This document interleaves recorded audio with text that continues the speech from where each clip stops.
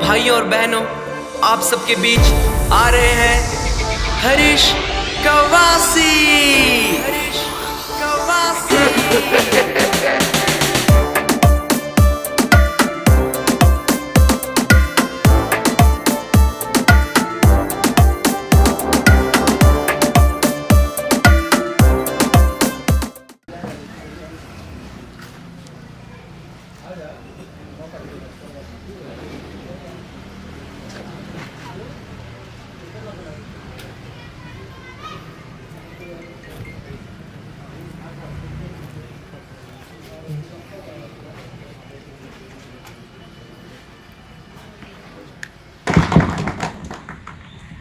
आज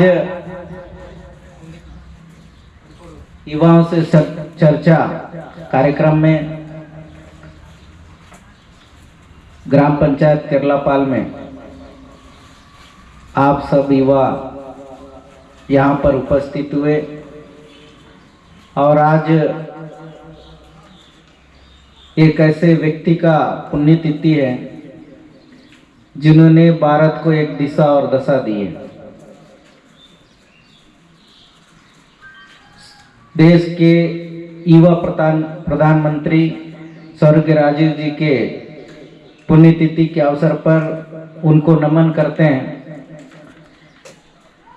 और जिस तरह से उन्होंने देश के लिए अपना खून का एक एक कतरा बहाकर इस देश के विकास और निर्माण में उनका महत्वपूर्ण योगदान रहा। और जैसे मैं यहाँ पर आया तो सबसे पहले एक पद से पुकारा गया जिला पंचायत अध्यक्ष। अगर मैं जिला पंचायत अध्यक्ष बन पाया हूँ, एक छोटा सा व्यक्ति यदि आप सबके बीच में बोलने के लायक यदि हुआ है तो सिर्फ और सिर्फ राजीव जी की सोच और उनने जो सपना 21वीं सदी के भारत का देखा था, उसी सोच का नतीजा है कि आज मैं जिला पंचायत अध्यक्ष या सदस्य, कोई सरपंच, कोई जनपद सदस्य बन पाया है। उन्होंने एक ऐसा अवसर दिया युवाओं को कि एक गरीब व्यक्ति भी राजनीति में आकर अपना समाज का सेवा, अपने गांव का सेवा कर सकता है। और उन्होंने अनेक ऐसे भारत में क्रांति लाई जिनके माध्यम से आज हम इंटरनेट चलाते हैं, मोबाइल चलाते हैं, तो इसमें भी उनका महत्वपूर्ण योगदान है। हमको पहले कोई भी जानकारी एकत्रित करना होता था तो वो जानकारी नहीं मिल पाती थी, लेकिन आज गूगल दबाओ, पूरी जानकारी हमारे सामने आती। तो ये क्रांति किसने लाया भारत में? सिर्फ और सिर्फ स्वर्गीय राजीव जी ने लाया। और आज उनकी पुण्यतिथि है। इस अवसर पर उनको सच्चे दिल से श्रद्धांजलि अर्पित करता हूं। वो हमारे बीच में आज जीवित नहीं है, लेकिन देश के करोड़ों लोगों के दिल में आज भी जीवित है। उनका जो सोच है वो जीवित है। तो आज वो जहां पर भी है, मैं बस यही कहना चाहूंगा कि उनका सोच हर युवा में आए। हर युवा उनके लिए जो उन्होंने सोचा, भारत का जो उनका सपना था युवाओं के माध्यम से भारत को आगे बढ़ाने का, सिर्फ और सिर्फ युवा ही एक ऐसा है जो राष्ट्र शक्ति, युवा शक्ति, युवाओं के माध्यम से ही हम देश की प्रगति और गांव की प्रगति कर सकते हैं। इसलिए मैं आज यह दिन सोचा कि आप लोग के बीच में आऊं और इससे अच्छा अवसर दूसरा नहीं हो सकता। आप लोग अपनी अपनी बातें रखिए और आज जो यह कार्यक्रम है युवाओं से चर्चा, तो इस चर्चे में आप अपनी बात खुल के रखिए। और आज सबसे ज्यादा हमारी पहचान क्या है? सांस्कृतिक, सामाजिक और मिट्टी से, यही हमारी पहचान है। इसको कैसे संरक्षण करना है, कैसे हम बचाए रखना है, इन सारे चीज़ों को युवा ही कर सकता है, क्योंकि युवा अवस्था में लड़ सकते हैं, काम कर सकते हैं, बुजुर्ग होने के बाद अपना घर वर संभालते क्यों। तो यही समय है, जब उम्र बीत जाता है तो उसके बाद फिर पछतावा होता है। जो हमको समय जितने दिन भगवान ने दिया, चाहे वो कोई बता नहीं सकता कि कौन कितने साल जिएगा, लेकिन जितने साल भी जिए समाज के लिए और गांव के लिए, अपने परिवार के लिए कुछ करके जाए, ऐसा हमको काम करने की आवश्यकता है। तो आप सब अपनी अपनी बात रखें, मैं कोशिश करूंगा कि आपकी बातों को गंभीरता के साथ सुनकर मैं जो भी अपनी राय होगी मैं आप सबको पेश करूंगा। धन्यवाद।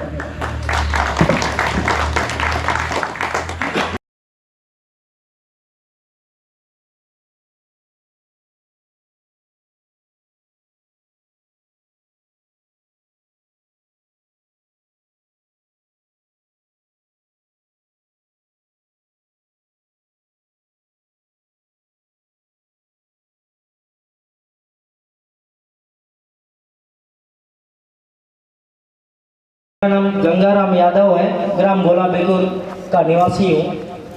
युवाओं से चर्चा के दरमियान में पहुँचे युवाओं के बीच माननीय श्री हरीश कवासी जी का एक बार जोरदार तालियों के साथ स्वागत करेंगे।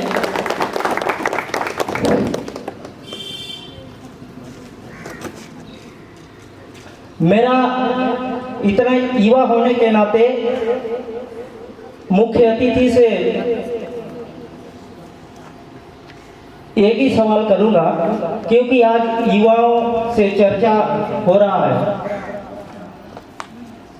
बाकी क्षेत्रों में तो अभी जो तत्कालीन सरकार है बहुत से काम कर रही है, उस पर मैं नहीं जाऊंगा, लेकिन अभी जो तत्कालीन सरकार है, आपकी जो सरकार है, युवाओं के लिए क्या कुछ योजनाएं चला रही है, इस चीजों को हमारे आज युवा सम्मेलन है, युवाओं से विचार विमर्श करने का आज मौका मिला है। तो आपसे गुजारिश है मेरी कि आज जो युवा लोग बैठे हैं, युवाओं के लिए आपकी सरकार क्या किया है, तो इसके लिए दो शब्द युवाओं को बताने का कष्ट करेंगे।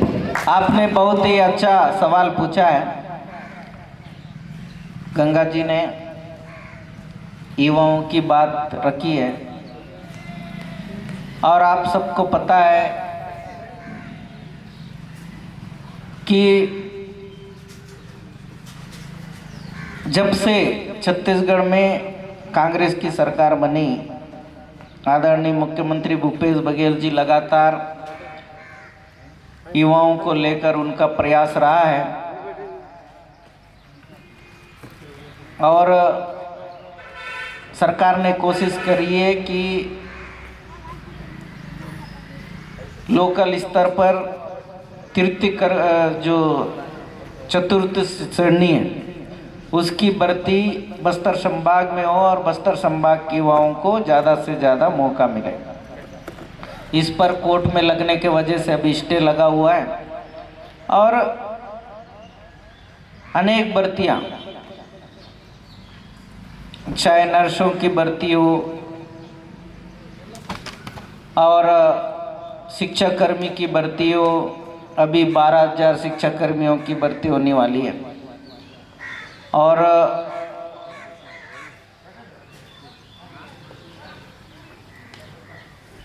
बारह 12,000 शिक्षाकर्मी के साथ साथ हम लोगों ने पुलिस की भर्ती करी, और हर बेरोजगारी भत्ता, जिससे युवा को एक आय देने का काम सरकार ने किया,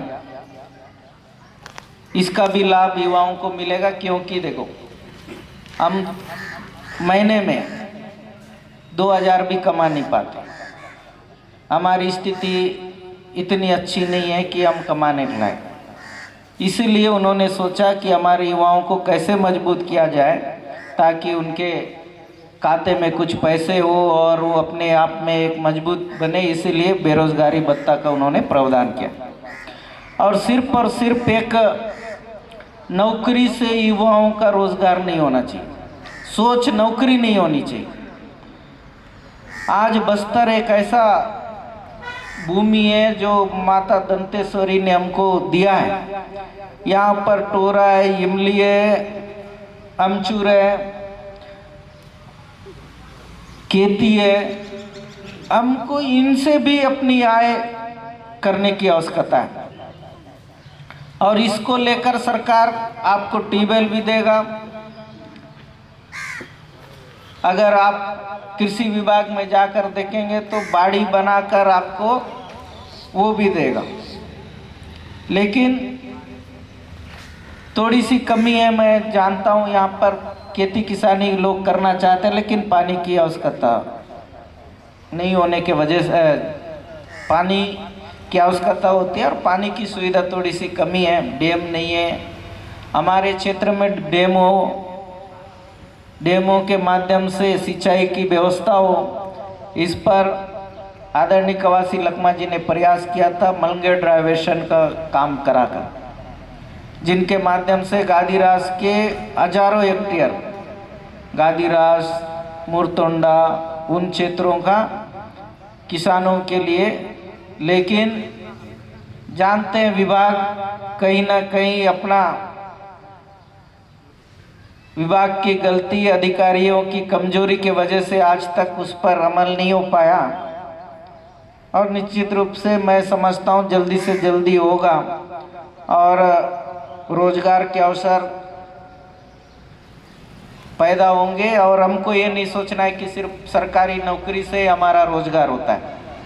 आज जितना शिक्षा कर्मी की तनख्वाह नहीं है उतना हम व्यवसाय से कमा सकते हैं, स्वरोजगार। हम ऐसे क्यों नहीं करते कि गांव में एक टोरा है, मुवा है, उसको हम लेकर उसको बेचें। आज तेंदुपत्ता का रेट भी यदि दे रही है सरकार, उसमें अगर एक युवा जाकर तोड़ता है 5 दिन भी, 5 दिन में 5000 गड्डी तोड़ेगा, एक दिन में 1000 कोशिश कीजिए, या 500 गड्डी तो 2500 गड्डी होता है 5 दिन में। 2500 इंटू 4 कितना है? 10,000 रुपये सिर्फ 5 दिन में। तो 10,000 को हम यदि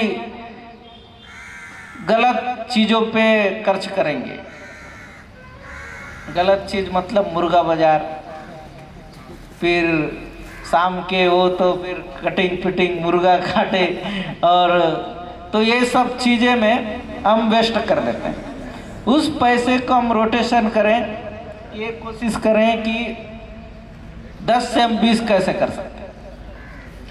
तो इससे सरकार कोई भी हो, आपको लाकर कोई देने वाला नहीं, मेहनत हमको करने की जरूरत है। बस सुविधा सरकार की मिल रही है, उस सुविधाओं का लाभ लेने की आवश्यकता है। तो मैं गोलाबेकुर से बिलोंग करता हूँ, गोलाबेकुर पटेलपारा पंचायत से। मेरा नाम धन सिंह राम यादव है। सर, हम लोगों का गोलाबेकुर पटेलपारा ग्राम पंचायत में टीचर का कमी है सर। और प्राथमिक शाला स्कूल में, मिडिल में तो 2 टीचर हैं, प्राथमिक शाला में खाली एक ही मैडम है। सुकमा का सबसे बड़ा विषय, सुकमा ही नहीं पूरे देश का सबसे बड़ा विषय शिक्षा। इसको लेकर आपने सवाल किया, निश्चित रूप से अच्छा सवाल है। और लगातार जब हम लोग सरकार में नहीं थे तब भी शिक्षक को लेकर मांग करते थे, आज भी मांग कर रहे हैं। हाँ, जरूर मैं इस बात को मानता हूँ कि शिक्षकों की कमी, जैसे ही सरकार बनी तब से आदरणीय भूपेश बघेल जी ने घोषणा करी कि 15,000 शिक्षकों की भर्ती हो, और वो क्योंकि ये आरक्षण प्रक्रिया के वजह से कोर्ट में लगा हुआ था, जिस पर कोर्ट निर्णय नहीं ले पाया था, जिसके वजह से ये भर्ती प्रक्रिया रुकी है। और अभी शायद विज्ञापन भी जारी हुआ है और उसमें 12,000 जब शिक्षकों की भर्ती होगी तो निश्चित रूप से आपके यहाँ भी शिक्षकों की कमी पूरी होगी, मैं ऐसा मानता हूँ। और बहुत ज़्यादा शिक्षकों की कमी है। धीरे धीरे हम कोशिश करेंगे कि आपने ध्यान आकर्षण कराया है। आने वाले सत्र में 4 शिक्षक तो नहीं, 1 शिक्षक भेजने की जरूर कोशिश करेंगे। मेरा नाम श्यामलाल नायक है, सकरूपरा चिकपाल से हूँ। सर मैं ये बोलना चाह रहा हूँ कि अभी तो 1500 शिक्षक की भर्ती चालू होने वाली है, लेकिन बीएड डीएड तो अभी कंप्लीट नहीं हुआ है, तो उससे पहले भर्तियों के बाद में बीएड डीएड कर सकते हैं क्या सर? लगातार हम लोगों ने भी मांग करी कि बीएड डीएड शिथिलता होनी चाहिए, लेकिन वो एक प्रोसीजर है। अब शासन क्या निर्णय लेता है, क्या आदेश करता है, उसके अनुसार है। निश्चित रूप से क्योंकि हम लोग डीएड बीएड हमारा सुकमा जिला इससे बहुत ज़्यादा वंचित है।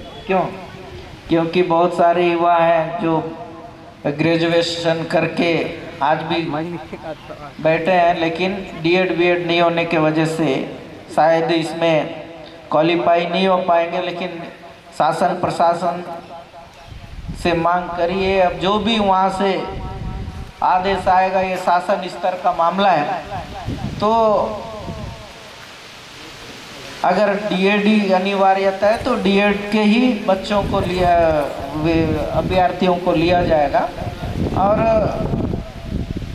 ये निर्णय शासन स्तर का है, बात जरूर करेंगे, आपकी बात को हम आगे तक पहुंचा देंगे। ठीक है महोदय जी, आपसे मेरा दूसरा सवाल है।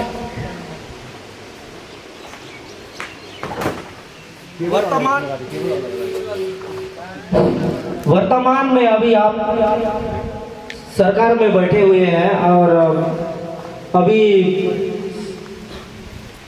5 साल पूरे होने को है। अतिथि जी, मैं एक दूसरा सवाल आपसे ये पूछना चाहूँगा कि छत्तीसगढ़ का एक कोना है कोंटा, और हम लोग ऐसे छत्तीसगढ़ का ऐसे जिले से बिलोंग करते हैं कि काफ़ी आए दिन विवाद, मतलब आए दिन मार काट विवाद मचते रहती है कि आपकी सरकार शांति व्यवस्था को लेकर क्या कुछ करने वाली है, और आपकी क्या सोच है शांति व्यवस्था पर? आप युवाओं को 2 शब्द कहने का कष्ट करें। आपने शांति व्यवस्था को लेकर सवाल पूछा। गंगा जी, 4 साल पहले हम जो इस जगह में बैठे हैं, इस जगह में बैठने के लिए डर लगता था। केरलापाल का युवा कोयाबेकुर नहीं जा पाता था, कोयाबेकुर का युवा केरलापाल नहीं आ पाता था। ये एक भय रहता था कि केरलापाल जाएंगे तो पुलिस ना पकड़ ले, और कोलाबेकुर जाए तो उन लोग ना पकड़ ले। ये डर हमारे अंदर रहती थी। लेकिन इन 4 सालों में 80% शांति की ओर बढ़ा है, जिसका उदाहरण आप लोगों ने देखा ही होगा। चाहे किस्टाराम हो, चाहे जगरगुंडा हो, अनेक जगह में स्कूल खुलने जा रहा है। और पहले हम देखते थे सिर्फ और सिर्फ लड़ाई होती थी, लेकिन अभी बहुत कम हो गया है। धीरे धीरे शांति होगी और शांति की ओर सुकमा जिला बढ़ रहा है। और आज